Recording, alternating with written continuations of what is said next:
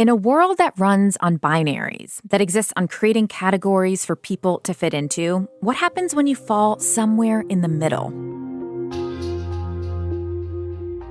I've lived this question as a mixed-race person, and know that it's sometimes a fight to be recognized on the outside the way I feel within. Some folks experience this tension with regard to their gender identity, and for others, their sexuality. According to a 2023 Gallup poll, bisexual adults make up the largest share of the LGBTQ+ population. Bisexual folks exist in the gray areas of the sexuality spectrum. But even though evidence suggests they have strength in numbers, many bi people struggle with misconceptions, invalidation, and biphobia. Understanding the term bisexual requires history, context, and conversation, and raises an interesting question. When is a label necessary to help us thrive, and when does it limit us? This is Embodied. I'm Anita Rao.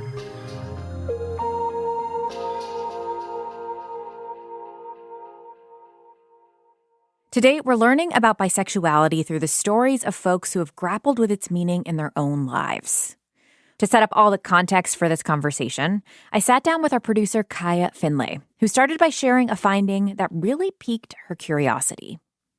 So I was doing research for this upcoming show on bisexuality, and research is fun and all, but it's a lot of reading articles. And then I came across a quiz. We love a quiz. We do love a quiz. And it is actually a research tool. Okay. It's called the Klein Grid, and it was developed in the 1970s to kind of map out nuances of sexuality. So there had been some research in the 40s that this was building off of, and it has like a 21st century version that is online. So I was interested because I do identify as bisexual, but I just wanted to see what the quiz would tell me. Okay, I love it. So this isn't like a 17 magazine, are you bisexual quiz? This is like a real, a researched, established protocol. Yeah, this is an academic thing, and this is how bisexuality started to get part of the academic sphere is through the Kinsey scale, which maybe you've heard of, and then the Klein Grid. Okay, so tell me about this experience of taking this quiz. Okay, so there are 7 questions,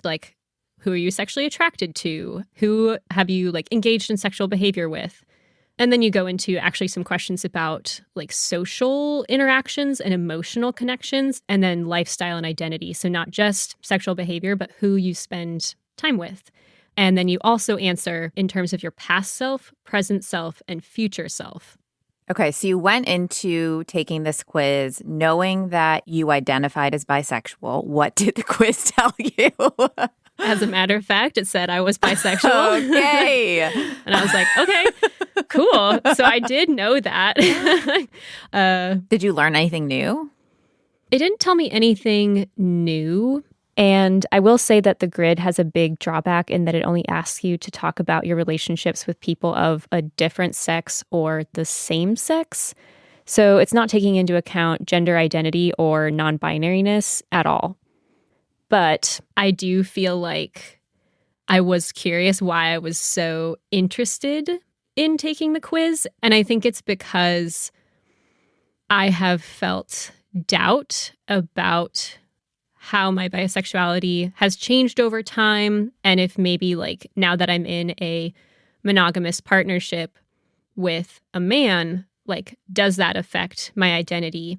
And I was curious maybe if that quiz would say oh yeah, in your past you were more bisexual, but now you're more heterosexual. And so if it was going to give me some insight into what stake I had in different communities. And I do think that was interesting. So obviously by the first time you heard the term bisexuality, it had been around for a long time, more than 100 years, actually. So what do we know about the origins of the term? So we know that it first was used in the English language in the 1890s, and there was a translation of a study of sexual disorders called Psychopathia Sexualis, which was published by the German psychiatrist Richard von Krafft-Ebing, who we actually talked about in our show about BDSM. Yeah. So this is a pretty famous document. And he has a whole chapter about homosexuality and the causes of homosexuality. And bisexuality shows up there. just in the context of the desire for more than one gender. He doesn't really define it, but he just says that like homosexuality or bisexuality at least is going to only appear if it's had some like exciting cause to, quote, rouse it from its slumber.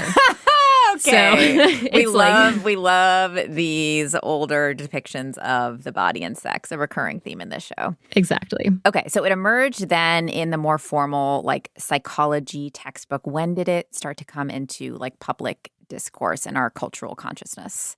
Yeah. So we did mention the Kinsey scale in 1948 and then the Klein grid in the 1970s. And it was the 70s and 80s that a lot of activists, and particularly bisexual rights activists, who started using the term more and bringing it into the public consciousness along with gay and lesbian rights. And there were some pretty prominent activists, including Brenda Howard, who's known as the Mother of Pride because she was really instrumental in getting marches and protests going after the Stonewall Uprising.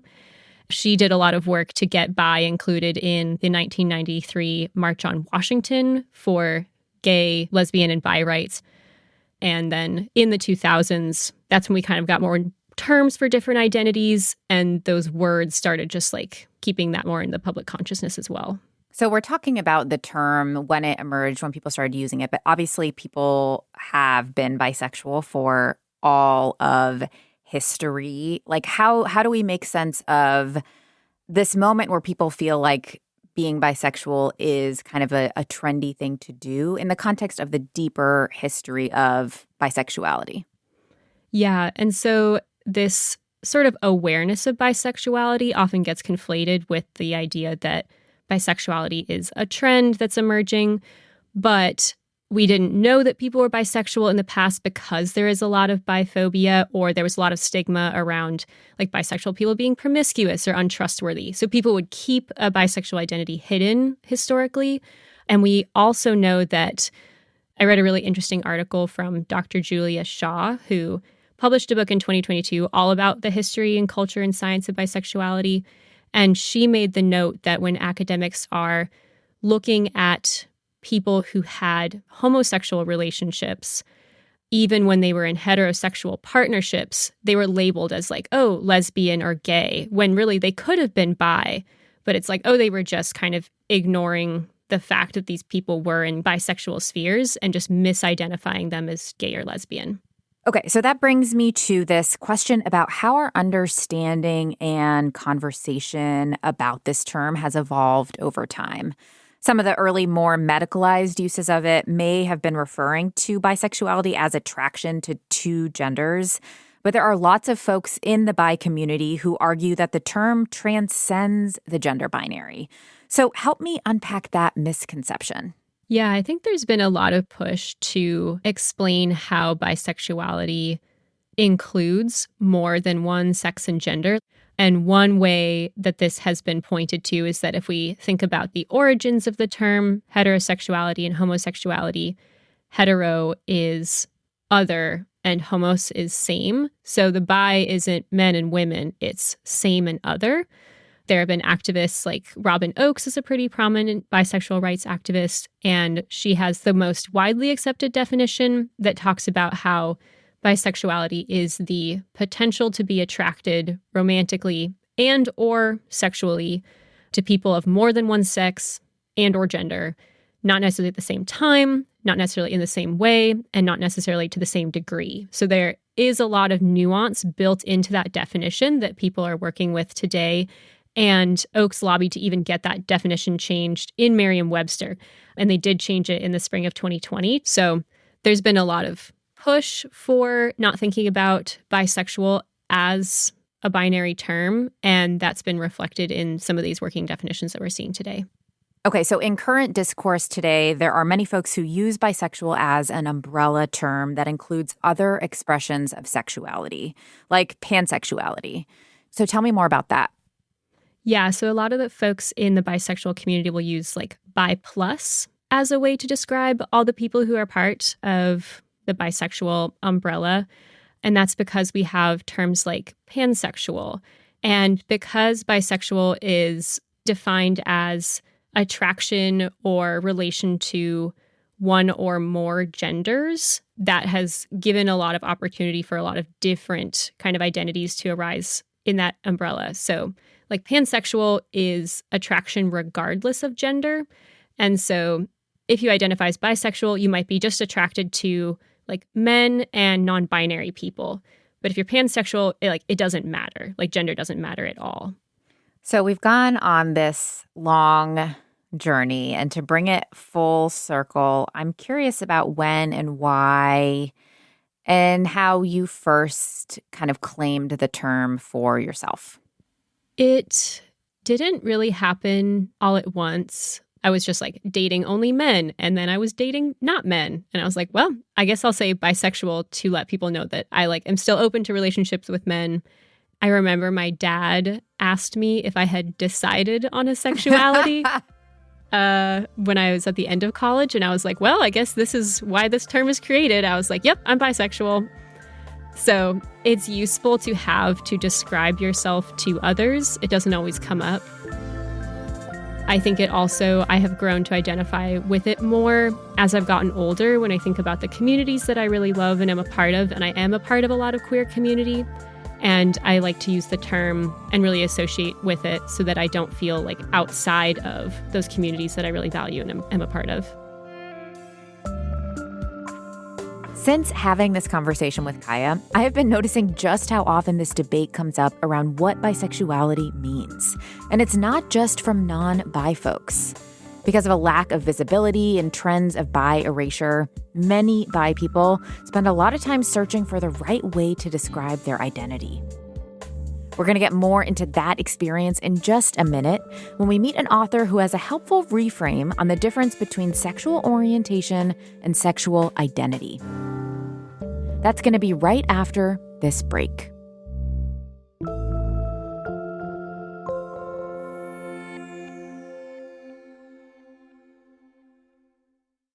This is Embodied. I'm Anita Rao.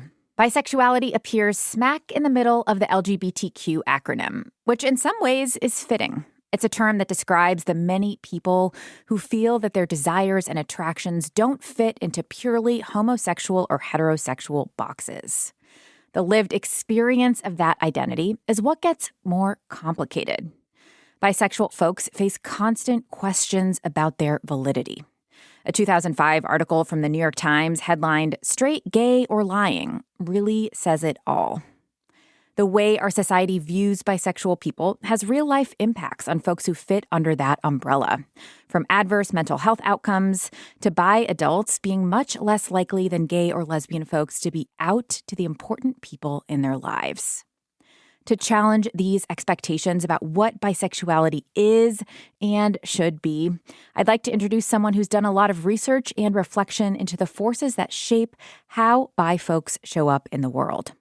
J.R. Yusuf is an actor and the author of Dear Bi Men, a Black Man's Perspective on Power, Consent, Breaking Down Binaries, and Combating Erasure. J.R., welcome to Embodied. Hi, thank you for having me. So for the start of this episode, I talked with our producer, Kaya, introducing some of the evolving definitions of bisexuality and touching on some of the issues and complexities that people in the bi plus community face. And one of these is that you need to have receipts or proof of your bisexuality. People feeling like having more than one gender in their dating history, for example, is necessary for people to believe and validate their bi-ness. But you start and end your book reinforcing this idea that sexual orientation is about what you cannot see. It's about who you desire, not who you're dating or who you're engaged with sexually. So can you talk to me more about that distinction and why that sentiment was so important for you to convey in this book? I think it was important for me to convey because the more I did my research, the more I realized that even if you have actual proof, things like having exes or even having, tapes or photos, as was the case for many asylum seekers, people seeking asylum from their countries. With the UK, they had to prove it in court. And even with pictures, even with testimonies from people that they've been with and things like that, it still was not enough. It was not enough for a judge to grant asylum seekers refuge and safety from their countries. And so I think realizing that and then combining that with some of my own experiences, I realized for some people, there's never going to be enough proof. They don't want to believe it. They don't want to accept it. Their current sort of mindsets, their current, there's a word, paradigms. That's kind of a big word. Yeah. But basically the patterns that their minds take, it doesn't allow for bisexuality, pansexuality, fluidity in terms of sexuality. And so I realized like me trying to prove it is a losing battle. And so I think for me, I started to just kind of go inward and try to get to really what I'm talking about when I say that I'm bi, which is really about desire. That's like as simple and as close to reality as I can really get. It's about desire, which is something that you can't see. I'd love to hear a bit about your relationship with the term and how it's evolved over your life. You illustrate in the book that you knew what this was at age 10. You knew about the desires that you felt, but it took you a long time to get comfortable using it and really expressing your sexuality that way. How did your relationship with the term evolve over your lifetime? Yeah, so 10 is when I first learned about the word, and I was like, oh yeah, that's me. I had desires for other people my age, and that was across genders. And by the age of 10, people were already using, different words to describe me, usually gay, and they meant that in a derogatory way, not just in a neutral way. So I think by the age of 10, I was like trying to not figure out, but like trying to be like, well, there's another word for that feels a lot closer to what it actually is for me. And so let's use this word. And it's like, no, we're not going to use that word. We're going to use the word that we want to use for you. So I think that word has always been important to me because it described aspects of my own internal world. And even though I found that word at a pretty early age, it took a long time for me to get comfortable with it because of misconceptions about what that word means. I think a lot of people think it means that you are attracted to men and women at the same amount or frequency, intensity, whatever. And that's not true. So, yeah, I think it took me longer to get comfortable using it because so many of the people around me were so oppositional toward me, and they also misunderstood that the word doesn't mean like a 50-50 split. It doesn't mean what a lot of people think it has to mean. There's not like a litmus test, Yeah. Well, it's also interesting that you really illuminate in the book how perceptions of bisexuality are affected by gender presentation. And in the last few years, you've personally experienced a shift in how you're read by other people, from being perceived as more feminine to being perceived as more masculine. And you've noticed how that has shaped how your own relationship to bisexuality is and how other people view you. Can you talk a little bit about those ties between feminine and masculine and the experience of bisexuality? Yeah. So, as I said before, prior to the age of 10, people would understand me, read me, tell me I was gay. And that was because I was more feminine. And I would say over the last 10 years or so, that's changed a lot with me gaining muscle mass. So people see a muscular, dark-skinned, tall black man. And it's like if I do say that I'm bi, I feel like it has more weight and people are more likely to believe me the more they read me as masculine.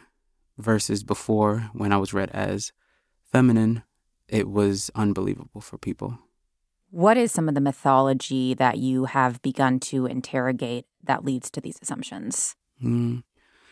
So I think that some of the things that I get to in my book is essentially because we live in a patriarchal society. Masculinity is one of the things that is necessary for you to be legible, for people to even see you. It's through the lens of how masculine you are. And so because I appear more masculine, now I am not only legible or more legible, but there's some gravity to what I'm saying now. Whereas before, when I was read as more feminine, it's like, no, that's not true.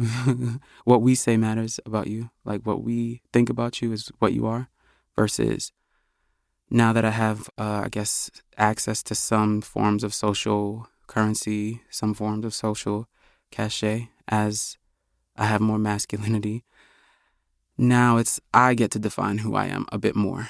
And this is not like absolute, so still they'll doubt, and I'm not trying to say that masculine bisexual men don't experience invalidation or people don't believe them, but I am making a distinction that when I was read as more feminine, I was almost never believed. And now that I'm read as more masculine, people are at least more open to hearing what I have to say. This erasure that you talk about and describe in your book is so layered, and it looks different whether you're interacting with people of different generations, with people of, different notions of what the term bisexuality means. And you share some examples in your book of where the kind of existence or legitimacy of bisexuality as an identity is questioned within the queer community in particular. Can you talk about when and why this erasure happens? I think that it's easier for people to place you in a distinct category of either you're in my in-group or you're outside of my in-group. And so I think that sexualities like bisexual, pansexual, fluid really automatically begin to challenge some of that when it comes to identity alone. And so I think it's been more helpful for me to form in-groups and out-groups around things like treatment. So you are in my in-group if you treat everybody with humanity, dignity, decency. And also you understand things like power differentials in society. And you're in my out-group if you don't do those things versus sexuality and like who you're dating. You have to be dating someone of the same gender, Yeah, you kind of make this point in the book where you say, like, visibility is important, but visibility is not enough because there needs to be this bigger revolution around in-groups and out-groups and how we relate to one another. Like, I know this is a big question, but like, what does that revolution against bi erasure look like beyond just being visible as a bi person? Yeah. So I love this question. So in the book, I talk about, like you said, visibility, representation not being enough, especially because in order to be represented, sometimes you have to buy in to a system, into a group that is oftentimes predicated on really negative things or things that are harmful to you. And, while I was doing all of this research for the book, it's like, oh, yeah, bi people are the least likely to be out, blah, blah, blah. And so some of the implicit learning that you might take from hearing that is like, oh, well, bi people just need to come out more. And it's like, that's one way to think about it. But another way to think about it is that the society or the people that they're close to are not equipped to be supportive or to understand what they're saying. And so when you talk about revolution and things like that, that goes into what people believe and subscribe to and how people think, the patterns of their minds. And I think that if we see representation or see coming out to important people in our lives as a goal, that means that as a society, people have to become more supportive of bi identities. This really gets to the disparities that I mentioned earlier. Bisexual plus people have high rates of poor mental health. As you said, they're less likely than gay men or lesbians to be out to their folks in their life and also their healthcare providers. So what conversations do you see happening that change those patterns, or what kind of change needs to happen to change those patterns? I think back to almost all of my experiences going to get tested, and almost all of them are negative.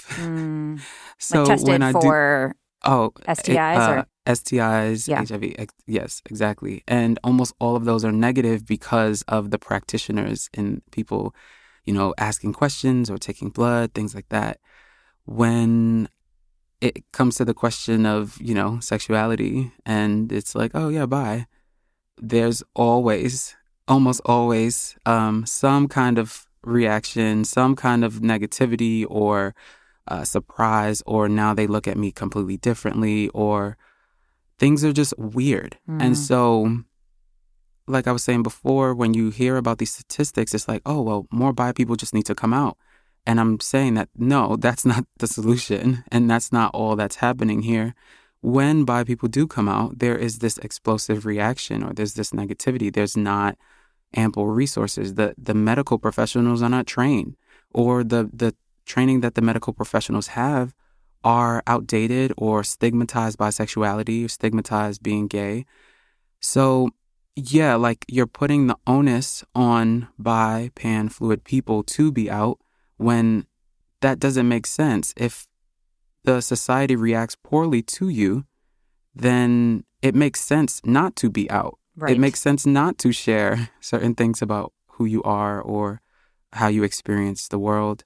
And I think it's also important for us to validate people who share their internal world with people who they want to share their internal world with or feel safe doing that with, versus, oh, people who are not out as bi, pan, fluid are the problem. There's such an important relationship that you point out about our internal world and our ability to connect to our desire. And you draw this connection between what you're saying to yourself, what your internal dialogue is, and your ability at any given time to know how you're feeling, know what feels good, know who you like. And I'd love for you to talk more about that relationship between kind of healthy introspection, healthy internal conversation, and when it shifts to a place that feels limiting and is keeping you from being in touch with what you like.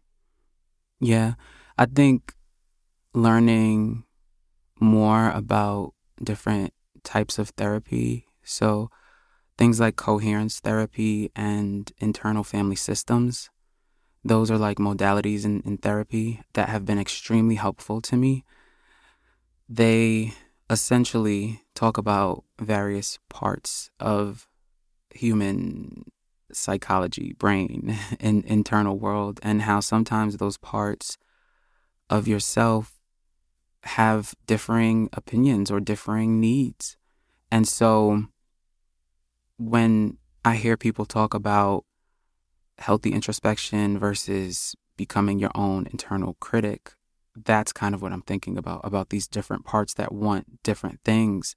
And so maybe our internal critic wants to keep us safe. And so it thinks that keeping us safe means foregoing this other part of ourselves or being critical toward this other part of ourselves.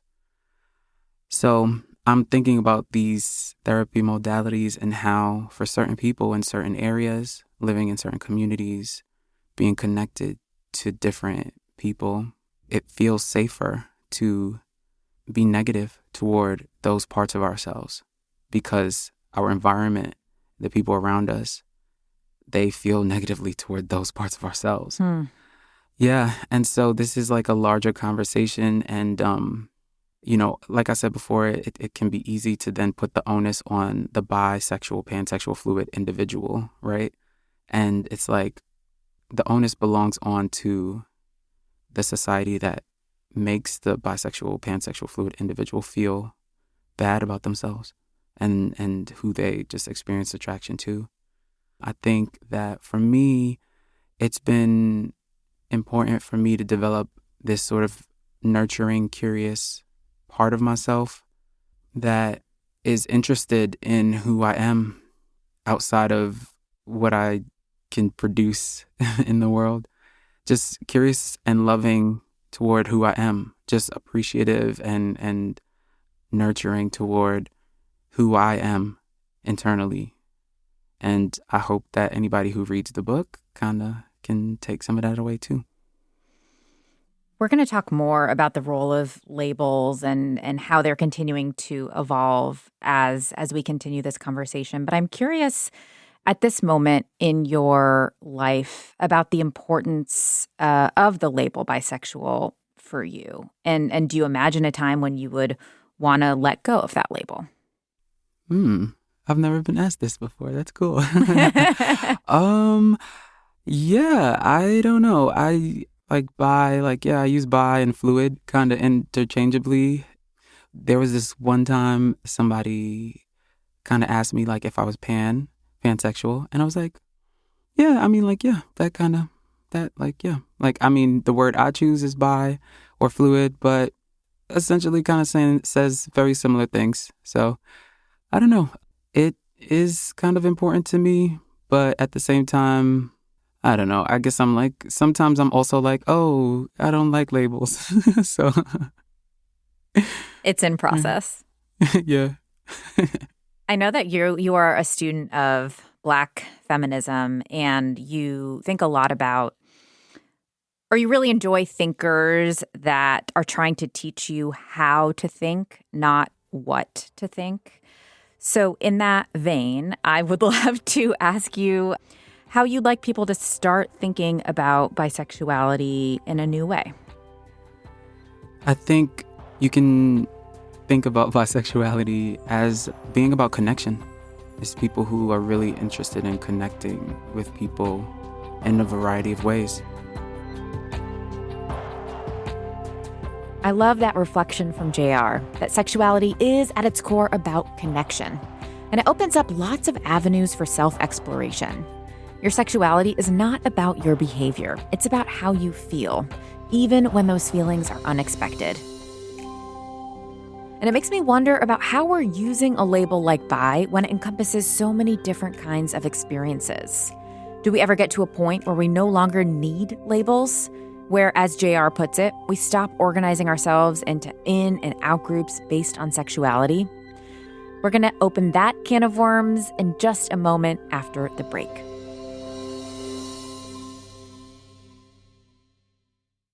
This is Embodied. I'm Anita Rao. The term bisexual challenges us to think about the true meaning of a spectrum. Despite misconceptions you may have heard, it's not half straight and half gay. It's an identity of its own that describes love and attraction to multiple sexes and genders. Like any term, how it's used changes and evolves over time. And with bisexuality in particular, there is a tension. Now that it's a term that includes many variations under its umbrella, how much does it still resonate? Jasmine Aguilera is someone who has thought a lot about this push and pull of identity labels and where her own relationship with bisexuality fits within all of it. Jasmine is a senior audio producer and host for the Boston Globe. Hey, Jasmine, welcome to Embodied. Thank you for having me. So I want to start at the beginning of your journey with bisexuality to talk about this idea of when and where we need labels for our identities. You've described your early relationship with the term as feeling like you really had to fight for it. What was the nature of that fight? Well, the nature of that fight was both internal and external. I'll start internally with just a refusal to commit to any one thing. I like to think about it as I did as a child, where I couldn't decide if my favorite color was pink or purple or blue, and just taking a stand on one way or the other just felt like such a decision that you couldn't come back from, and that scared me. Externally, of course, I am bicultural myself. I grew up in a Mexican-American family and also in a very progressive town in California. Theoretically, homosexuality, bisexuality, any kind of queerness was not as taboo as it was in other parts of the country. But at home, it was. So navigating kind of those two realities at the same time was difficult. And in particular, coming out at 18 to my father, who had no problem with gayness or straightness, but had a problem with bisexuality in particular, was kind of a perfect symbol of what that struggle was for me in my own life, which is you could be one or the other, but you can't be both, because that's greedy or that's selfish or that is confusing to me. Is that your dad's language that you're quoting there, or? Yeah. Okay. Yeah, for sure. I mean, there was probably some more choice languages. It was a chaotic conversation. It happened on Christmas.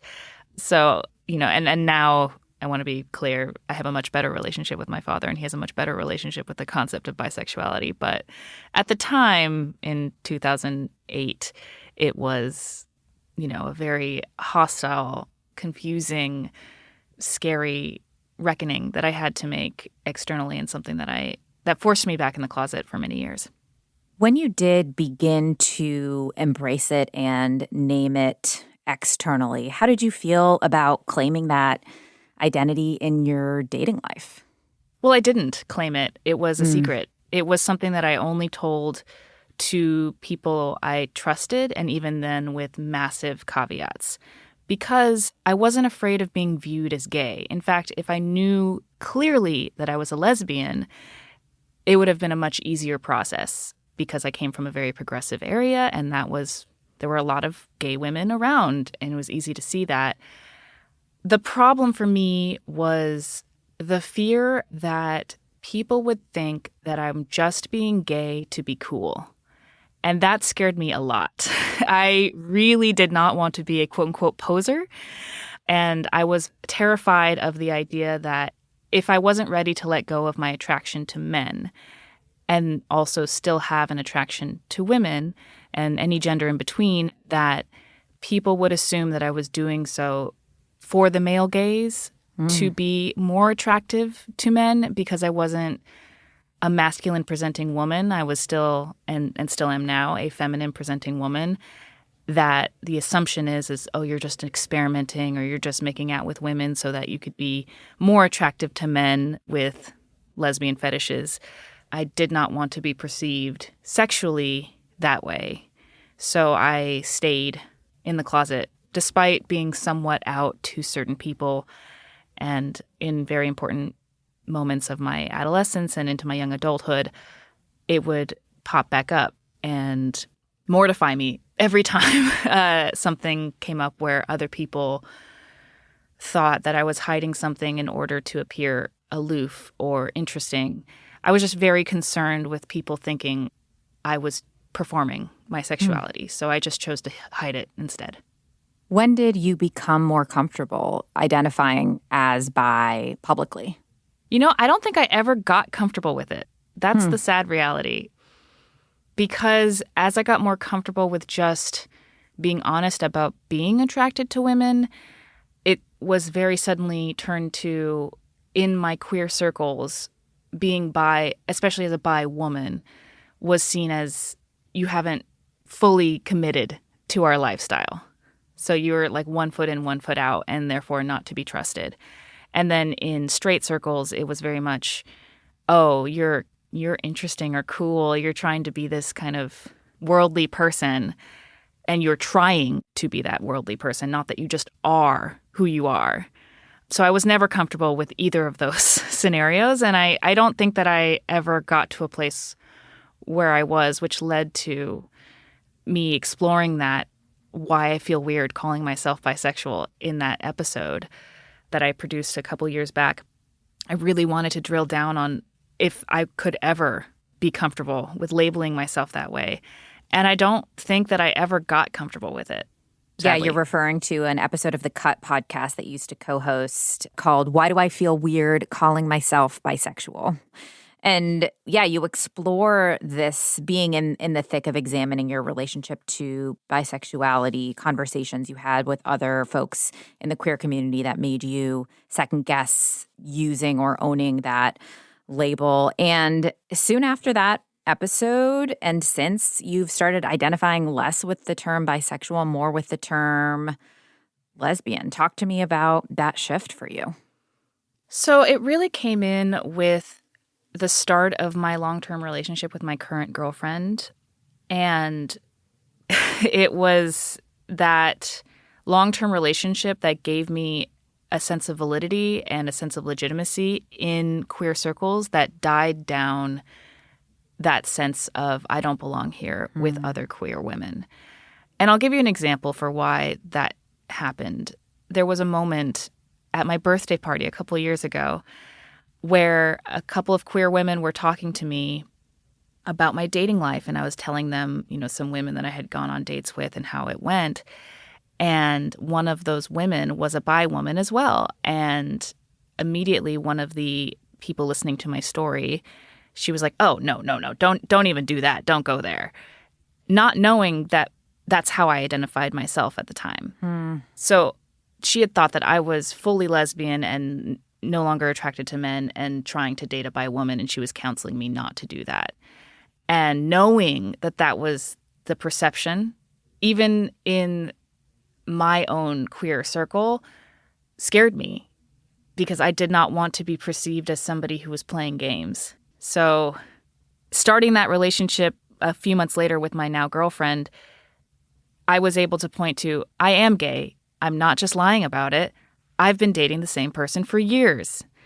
And that gave me a sense of confidence to say, you can't doubt me there. And in that process, identifying more with lesbian just made that shorthand easier for me. And also, because of fluidity that I think a majority of people experience at some time or another in their life, whether it reflects around sexuality or gender identity or just cultural identity, any kind of identity that isn't easy to categorize one way or the other, it's fluid and ever-changing. The idea that I now identify as a lesbian is a lighthouse for me. It's a landmark that I can post up to that gives me a sense of stability when I've felt so at sea for so long. This really reminds me of a clarification between sexual orientation and sexual identity that JR talks about in his book, which is that sexual orientation is something nobody can see or know, and sexual identity is a label that feels most freeing in the moment. As you're saying, like claiming the label lesbian is what makes you feel free and seen and able to kind of live into this relationship. Does that distinction land for you? And do you feel like bisexuality as the orientation versus lesbian as the label, is that a distinction that makes sense for you? Absolutely. Actually, hearing him say that felt very illuminating for me just 10 minutes ago. Yeah. I felt that distinction makes a lot of sense because if I were to say a label, I would say lesbian at this very moment in time. It's what makes sense for me. I really don't see myself ever dating or being attracted to another man for a while, but the possibility is there. And knowing that the actual orientation, my actual attraction, my actual desires are so fluid, that distinction actually makes me feel more at ease with this weirdness that I feel where if I had to kaboom those two things together, I would say I'm on the fence between bisexuality and lesbian. And I'm sticking to lesbian because it's just clearer for other people to understand. And I don't have to walk them through my dating history to make that stick. I love that distinction lands for you. And I want to take you into another part of this conversation, which is how generational differences influence how we think about and talk about labels. We mentioned that Cut podcast episode, Why Do I Feel Weird Calling Myself Bisexual? And in that conversation, you talked with a teenager named Frances, who you met through your coworker, and you talked with her about terminology and labels and how important coming out is for folks of her generation, I guess Gen Z. And I want to play a clip of Frances and have you reflect on that. So here is Frances. I don't think I personally fit into any of the labels that I know of. Like, that's something about our generation where it doesn't really matter what label you are, but you can just, like, I usually just use the word queer, like, just broader, because I don't really have to know who I am attracted to. I just need to, like, know that they're a person. I don't really know how to describe it, but the labels don't really matter at the moment in our time. Okay. So my first impression was like, wait. So labels don't matter is something that I feel like for millennials and Gen Xers is maybe not exactly where people feel in the moment, but I'm curious about this. Like, what do you think about this generational difference in whether or not labels matter at all? Well, I think it's an interesting generational change, specifically with Gen Z and Alpha, is there is a trend to disrespect labels, for lack of a better term. It's a lot more prominent when speaking about gender identity. If you've seen some TikTok trends that say, my gender is, and then something nonsensical comes out, like my gender is cat, my gender is something else. Yeah, I've seen that. There's a kind of joke about that. Yeah. And I feel like there is kind of a absurdist take that the generations below me are taking with sexuality. And so it makes total sense why Frances had that take. For me and perhaps older people, labels actually had a lot of power and did affect our lives. That did force me in the closet for 12 years. It did terrify me for a long time. That did have a shortcut to identity. Whereas I hope now the label has lost some of its effect on a life, that it can be something that is played with and manipulated to fit whoever is using the label. As we would talk about hair color, you know, if you have dishwater blonde hair, you can say I'm a light brunette or a dark blonde or make up some adjective. And it's non-consequential. It doesn't matter, really. Nobody cares in the same way anymore, which is great. It's interesting because there is an underlying question about existence. We were talking a lot about bi erasure earlier, and there is a famous bisexual rights activist, Robin Oakes, who said in an interview, some people question why we need labels at all, but there are still people who don't even know that we exist. So the value and the need for a label to assert your existence versus when does a label kind of lose its weight when it no longer has a negative charge? It gets really complicated really quickly, I feel like. Yeah. And in fact, labels in general and their power, it's really a push and pull because labels and names are identifying markers. And so if your identity is something that you're struggling with, labels are going to be a huge force in your life. If you're very confident and very at home with who you are already, labels don't mean anything because you already know who you are. So it's kind of, you know, guns don't kill people, people kill people scenario. It's a tool that you can use, and it could either be very harmful or completely inconsequential. The term bisexuality obviously illuminates that binary thinking is flawed, is limiting. We've talked about various ways that folks are pushing back against this. But I'd love to kind of close on how your experience with your sexuality has opened up ways of ridding other kinds of binary thinking in your life, if it has at all. Yeah, I think it has.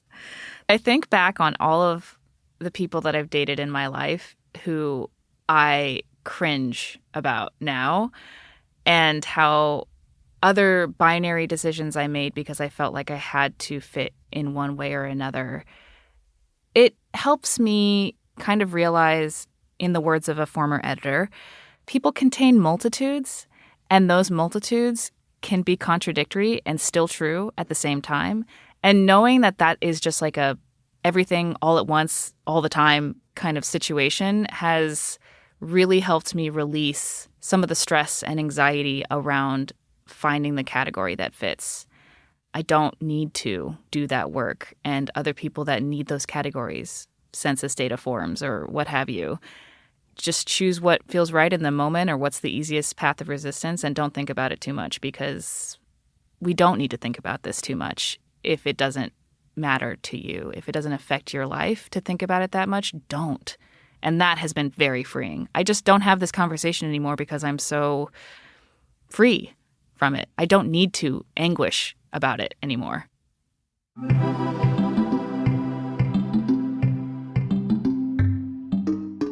Embodied is a production of North Carolina Public Radio WUNC, a listener-supported station.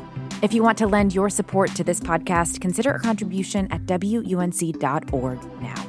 This episode was produced by Kaya Finlay and edited by Amanda Magnus. Nina Scott is our intern, and Jenny Lawson is our technical director. Quilla wrote our theme music.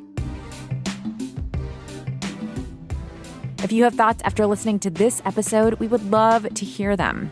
Leave us a voice note in our virtual mailbox SpeakPipe. Write us a review, let us know why you listen, or text your favorite episode to a friend. Word of mouth recommendations are the best way to support our podcast. Until next time, I'm Anita Rao, taking on the taboo with you.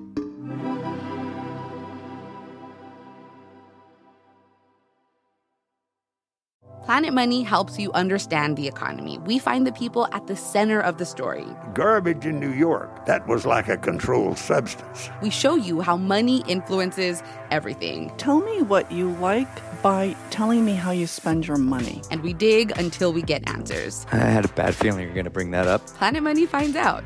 All you have to do is listen. The Planet Money Podcast from NPR.